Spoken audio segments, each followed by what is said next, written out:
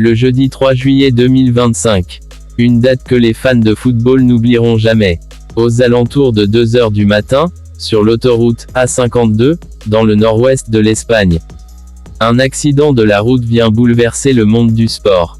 À bord du véhicule, Diogo Rota, star de Liverpool et de l'équipe nationale portugaise.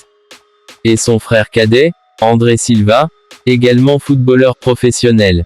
La voiture quitte la chaussée après l'éclatement d'un pneu, percute la glissière de sécurité, et prend feu. Les secours arrivent rapidement, mais il est déjà trop tard. Diogo Rota est mort à seulement 28 ans.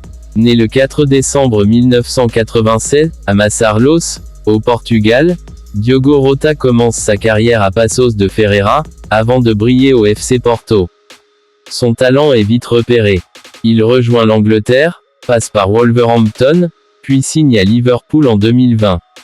Sous les ordres de Jürgen Klopp, il devient l'un des attaquants les plus redoutés de Premier League. En 182 matchs avec Liverpool, il inscrit 65 buts. Il remporte la FA Cup, la Coupe de la Ligue, et surtout, la Premier League en 2025. Côté international, il porte 49 fois le maillot du Portugal, il marque 14 buts. Il est 2 fois champion de la Ligue des Nations, en 2019 et 2025.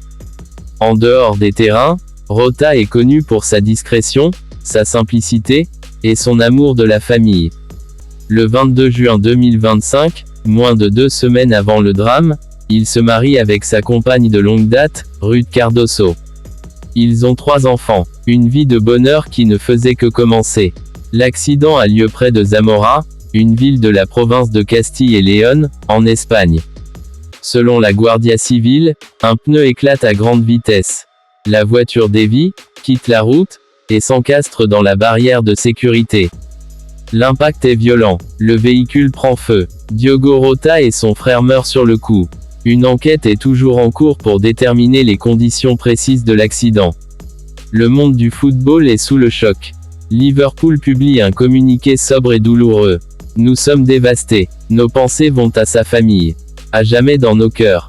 Les hommages affluents du monde entier. Cristiano Ronaldo, Gary Neville, Jamie Carragher, Bernardo Silva. Tous saluent un joueur exemplaire, un père, un homme humble. Le Premier ministre portugais, Luís Montenegro, déclare 3 jours de deuil national.